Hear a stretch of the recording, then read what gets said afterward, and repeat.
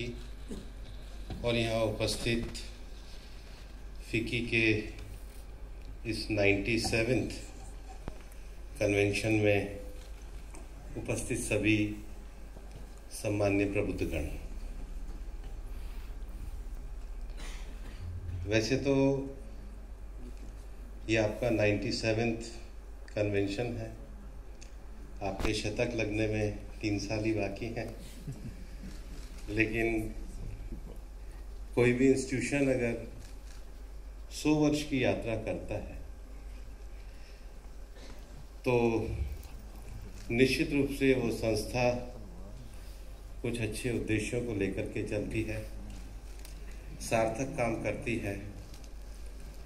और आपका शून्य से ये शतक जो पूरा होने वाला जो दौर है, आज़ादी के पहले इसकी स्थापना गांधी जी की प्रेरणा से और बिरला जी के अध्यक्ष बनने से शुरू हुई। और मुझे लगता है कि 100 वर्ष की इस यात्रा में जो आपकी पूरी होने वाली है, आपने बहुत सारे देश के बदलते हुए बिंदुओं को देखा है। एक ऐसे समय में जब हम आज़ादी के आंदोलन से निकल रहे थे, अपना देश बनाने की जद्दोजहद में थे, और एक ऐसे समय जब हम बंद नीतियों में अपने आप को एक साम्यवादी मॉडल के, जिसको एकदम पैक नीतियों में देश को चला रहे थे, और आज एक ऐसे दौर पर आए हैं जब हम एक खुलेपन के साथ भारत को दुनिया की सबसे बड़ी अर्थव्यवस्था बनाने जा रहे हैं। फिक्की की ये यात्रा भारत के विकास की यात्रा है, और मैं ये मानता हूँ कि बहुत कम ऐसे संगठन होंगे जो विकसित भारत की यात्रा की संकल्पना में हर बिंदु को अपनी यात्रा के किसी न किसी अनुभव में समेटे हुए होंगे। और इसलिए जब व्यक्ति के जीवन को या देश को आगे बढ़ाने की बात की जाती है तो उसमें कुछ नए प्रयोगों के क्षण भी आते हैं।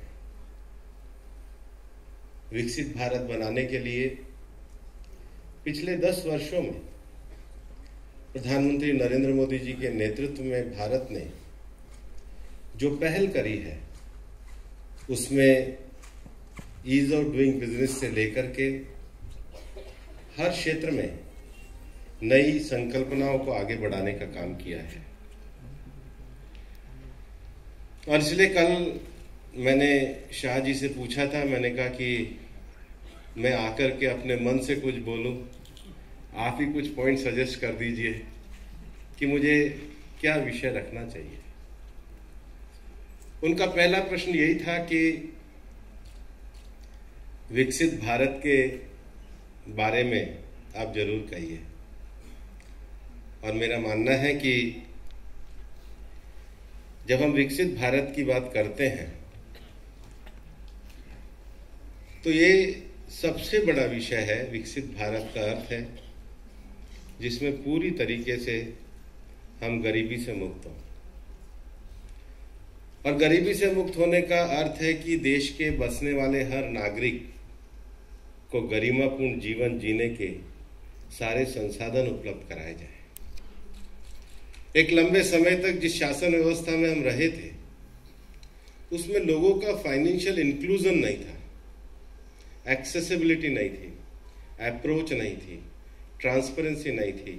और इसलिए विकसित भारत को पिछले 10 वर्षों में जो आगे बढ़ाने का काम हुआ है, उसमें नई टेक्नोलॉजी से, डिजिटल गवर्नेंस से फाइनेंशियल इंक्लूजन भी हुआ है, गवर्नेंस की ट्रांसपेरेंसी भी आई है, पॉलिसी का रिफॉर्म भी हुआ है, और सबसे बड़ी बात, नए इनोवेशन को आगे बढ़ाने की बात कही है।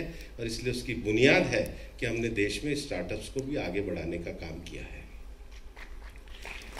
और जब हम 47 के विजन की बात करते हैं, 2047 के, तो गरीबी से मुक्त भारत तो होना ही चाहिए, लेकिन हम एक सिविलाइजेशनल वैल्यू पे खड़े हुए डेमोक्रेटिक कंट्री हैं, और हमारा जो ईथोस है वो अपने आप में विश्व कल्याण का है। और इसलिए मजबूत बनने में दो चीज़ें जरूर चाहिए, एक शक्ति होनी चाहिए और एक संपन्नता होनी चाहिए।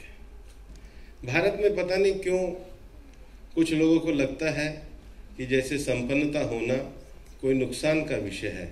मेरा कहना है कि विकसित भारत तभी होगा जब भारत में एक नहीं हजारों की संख्या में उद्योग और उद्योगपति खड़े होकर देश निर्माण में खुल करके भाग लेंगे। वो विकसित भारत का हमारा सपना है। दुनिया ने अपने ये जो पिछली पूरी यात्रा करी है, जब शाह जी बोल रहे थे तो वो कह रहे थे कि सबसे बड़ा विषय क्लाइमेट चेंज का है। अभी जो बाको में हमारी कॉप चल रही है, इस कॉप में जो सबसे बड़ा विषय चर्चा में चल रहा है वो हमारे दुनिया के एमिशन के कारण न्यू क्वांटिफाइबल गोल क्या होने चाहिए। क्योंकि पेरिस एग्रीमेंट में 2015 में, जैसा कि मेरे से पहले